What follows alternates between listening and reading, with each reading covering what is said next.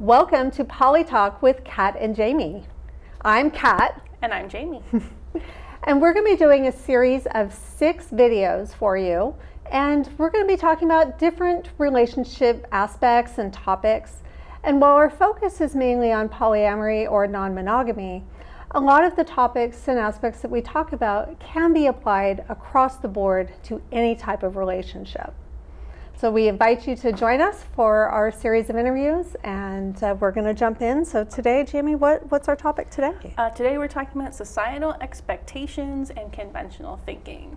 And when we're talking about societal expectations, that's basically anything that you were pre-programmed with. That's the idea that, say, a romantic relationship, like for me as a religious person, a religious home when I was growing up, that meant that I was supposed to date somebody of the opposite gender, only one person at a time. It also means like kissing has a significance. You're in a relationship. There's actually this whole concept called the relationship escalator that goes down this process where everything's leading towards marriage and having kids and retirement and dying with your partner, your soulmate that you're with forever. And if you miss any step along the way, you fail at relationships. Yeah, absolutely. And how that relationship escalator came to be has a long-standing history, and it goes back to aspects of land management and religion and a lot of power that different entities, governments, religion put into place. And now we look back at that and say that may have worked 200, 500, 1,000 years ago, but we're in a very different time today. That's right. And so now we have an opportunity to make some changes about how we approach relationships, and there's more options for people. Yeah, that's right.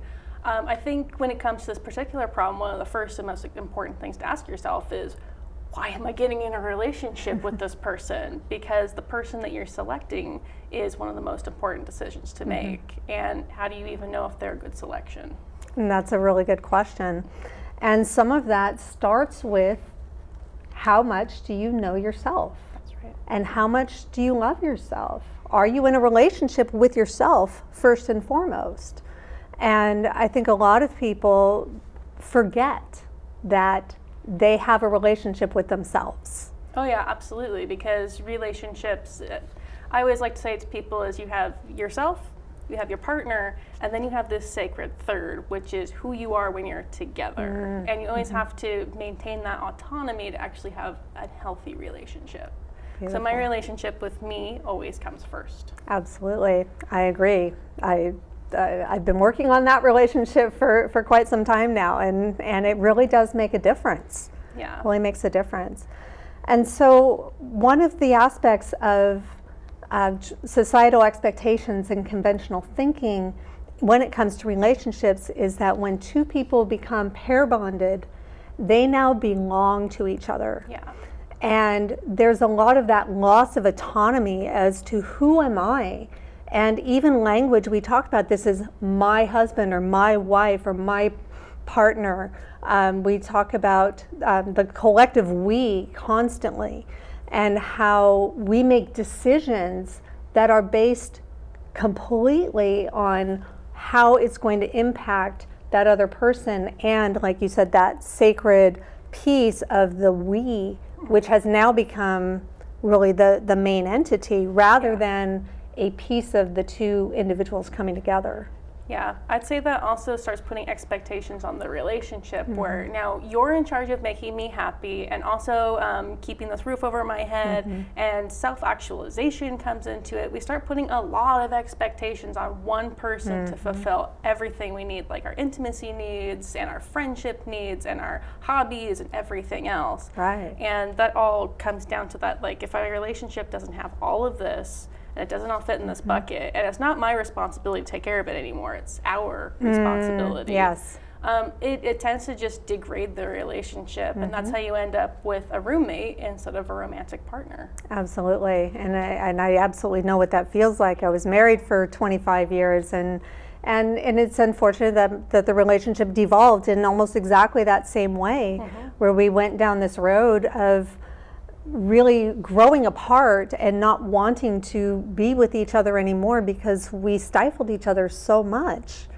And after I left that relationship and started my own journey of where am I going next, and finding not only myself but then discovering another option in polyamory, it really opened up a whole new world for me.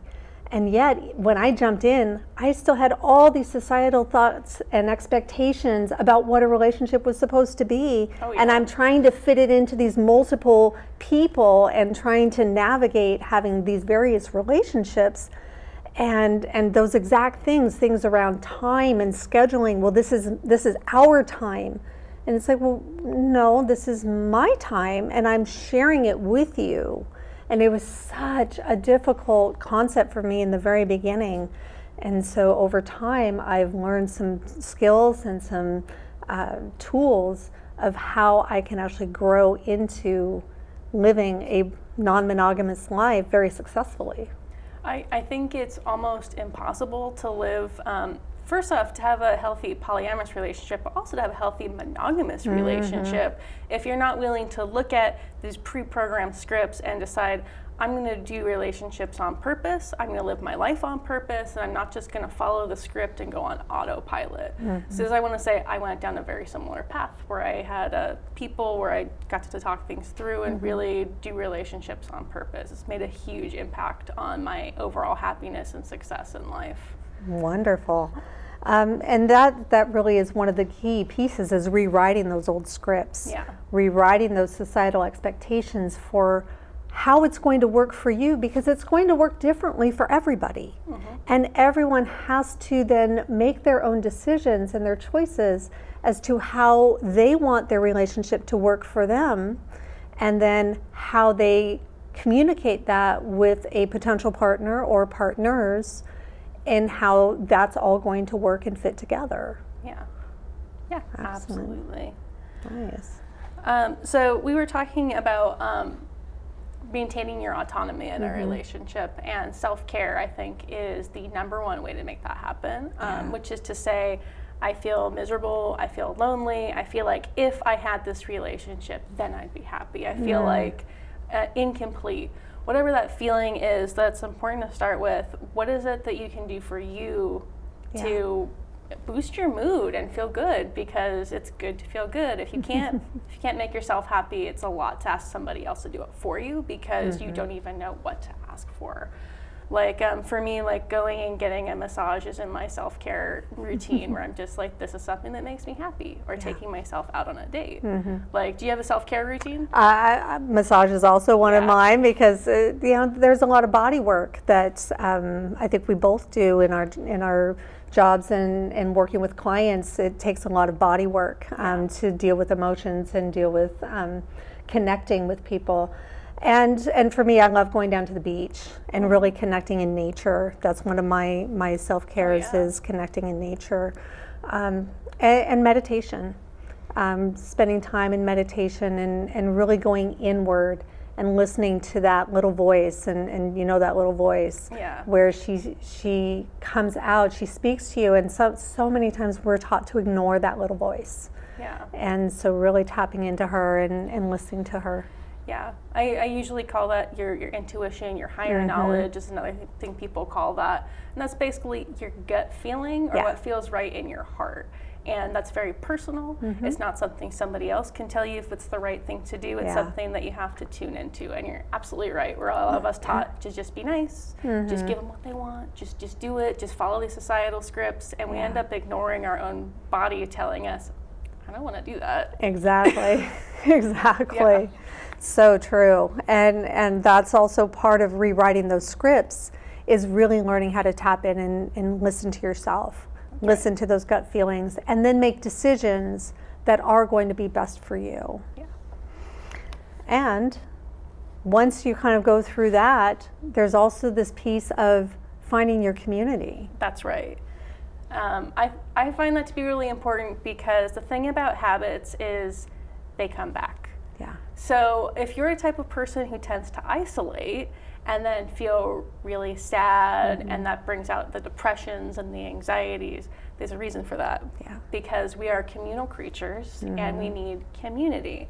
And on top of it, if there's something about you that's a little offbeat with how society is at large, like if you're a member of the LGBT community, it's very nice to have LGBT friends because they're going to understand the issues that you're going through. Right. So I found that through the sex positive community, and I've also found it through just polyamorous friendships, not people I'm romantically involved with, but people I'm involved with as a friend. Right, right. And I found the same thing. I focused more on the polyamorous and non-monogamous community, which is where I found that I really belong, and that's where my heart lies. Yeah. And it is really important to have friends that are within your community that you're not romantically or sexually connected to, because they can help you give a different perspective. Sometimes you're sharing things about your relationships, or you're sharing things in general about where you're headed, and they can give you a different perspective because they don't have that closeness, that intimacy that you're connected to like you are with your partners. But they have a good knowledge of you and who you are, and can give you some really good feedback. Yeah. I'll say too, if you're out there and you're like, I just need to express myself and be heard, and looking for advice or whatever, whoever you're connecting with should be somebody that you maybe feel a little envy towards. And I mean that in a really positive way. Like, Kat, you have a really great relationship with your partner, and you do manage multiple partners, and he has other partners he sees. So if I'm having issues in my polyamorous life, you're a great person to talk to. Right. However, my monogamous friend who's not very happy with their relationship, and I see red flags, not somebody I should talk to about this problem. So really think about who it is you're circling in to come and be in your tribe, come and be in your inner circle for actually communicating and getting help. Absolutely. Yeah. And I would say, kind of on the other piece, is I'm not real versed in the BDSM or kink community, and so you would be someone that I would go to for that knowledge, because you have better connections and more experience in that realm, and you would be a really great mentor and teacher for me, and if there was an aspect that I was wanting to explore. So, you know, having friends that have different modalities or different interests and expertise is so critical to you being able to say, well, here's one person I can go to for this and another person I can go to for that. Yeah. And that's one of the beautiful things about ethical and consensual non-monogamy, is we can do that with our partners too. We get to have partners, multiple partners that, for instance, my husband loves country music. I can't stand it. Can't stand it. And I'm like, oh, good, you have a girlfriend. You can go take her to the country music festivals and go listen to country music with her, because I so want you to enjoy that. I just don't. And so, you know, sometimes it's little things like that, and other times it might be bigger things. Yeah. But just knowing that we can each individually have our own things, and we can connect with multiple people on different levels, is so freeing and liberating. Yeah, absolutely. Absolutely. Wonderful. And let's see, so I'd say the other thing about that is a lot of us who are in these places where we come from, like, I have a non-conventional thing about me, like I'm polyamorous, or I'm kinky, or I'm queer. We have a general inclination towards isolation. And if you happen to find your community, in fact, we both have communities of people for this very reason, is to keep showing up and ask for help, because people like to help each other. We're communal, and the great way to meet people is to ask for that help, or say, I'm struggling with this. And you have to put yourself out there and be a little vulnerable. And all of this is allowing us to basically break away from, we used to think that this is what you had to do, and now we're thinking this new way. So you have other people who are in alignment with what you're thinking. Yeah, absolutely. Yeah. And that's also when we start thinking differently, we need to act differently then. Yeah. And sometimes it's breaking out of that isolation, so that we can get the support that we need, we can create the connections that will help us to thrive, and then we get to meet the partners that we so desire. Yeah, and I said this earlier, but I think it's worth repeating. You're going to get it wrong. That's okay. That's normal. That's to be expected. Yes. I made a lot of mistakes on the way. I will continue to make mistakes along the way. But successful people make mistakes because you're putting yourself out there. You're saying, I've done relationships one way. I don't want to do that anymore. Yeah. But now you have a whole new skill set to learn. So that's why I say just keep showing up, asking for help, and then be gentle with yourself when you get it wrong. Beautiful, right. And I guess, you know, and I kind of also take that aspect of, I may not even feel like I got it wrong, but I found something that didn't work. Yeah, absolutely. Because so many times we put judgments in ourselves and then we beat ourselves up for, oh, that didn't work out, so I must be bad, or I sucked at that, or whatever. But then I can just turn that around and say, but I learned a lot from that. And now I understand that's not something I want, but this really is something I want. Yeah. And so I can take that and say, oh, I learned, and now I've grown, and now I can apply into something new that's actually going to be better. And something's going to come along the next time, and you're going to learn from that too. And so knowing that that's always just a part of communication, it's a part of our relationships, and that happens whether it's a romantic relationship, a friendship, a family member. We're constantly growing and evolving. And the wonderful thing about this is when we can find people who will grow and evolve with us. And if someone comes along and they fit for you for a while, and then you continue to grow and they don't, then it's okay to say, let's transition that into something different. I really still feel connected to you and I want to be your friend, but I'm at a new place and I need a partner who's going to do this for me, and that's not working for us anymore. So how can we still stay connected, and I can move on, take my individual self and move on and continue to grow. And those are some of the harder conversations. And I'm sure down the line in our series we'll be talking more about that. Yes. But to kind of, you know, as people were starting to explore new possibilities and new opportunities in how to do relationships, we kind of look at that as all of a sudden you've been eating the same meal over and over and over again, and now all of a sudden you've walked into a buffet. And there's all these different choices. And sometimes it can feel a little overwhelming. Oh, yeah. And sometimes you just want to fill up your plate and stuff it and go, well, I want to taste some of this, and I want some of this and some of this. And then all of a sudden you go, wow, I can't deal with that much. That's too much. And you kind of get on overload. And so maybe we could take that analogy about how some of our experiences have gone in the beginning when we opened up. And yeah, I experienced that most recently in my exploration of the BDSM community, because a lot of people think BDSM, they think 50 Shades of Grey. That is one of many aspects of BDSM and not a great representation. Yeah. But that being said, people tend to discover that dungeons exist, and then they want to play with everybody. They want to get tied up, they want to get spanked, they want to get electrocuted, they want to do the wax play, needle play, do blah blah blah. And then they didn't have a good time because they stuffed themselves on the whole experience. They didn't connect with people. So that's why we say this is important to have tribe, because you also have people to come back to and talk about, I had this experience and it was maybe a little weird or whatever. Because it's important not to burn out, but it's also important to be able to explore and be free. Absolutely. With my experience, when I got out of my marriage and I met a man who introduced me to polyamory, that was fantastic. I immediately jumped into this triad relationship and kind of just literally jumped in with both feet. And then I met another guy who turned me onto the swinging community. So now I found swing clubs that I can go to and explore sex on a whole different level. And I kind of went through that same burnout where it's like, oh, I'm trying all these different things, and I'm trying to date all these different people, and I can't keep up with, well, wait, who are you, and do I have a date tomorrow night, and I've got this club thing that I'm going to, and then all of a sudden you find yourself just going, oh, wait, where have I gone? And I definitely feel overload.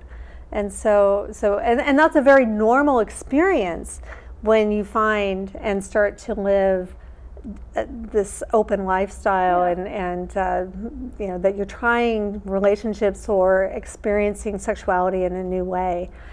So again, be gentle on yourself. If you do go through this buffet and overload process, it's okay. It really is okay, and you'll learn from it, and you'll figure out from those experiences what you like and what you don't, and maybe what you could do more of or what you could do less of, and yeah. Yeah, absolutely. I think that we've covered our societal expectations and conventional thinking, and there's going to be more to come. Absolutely.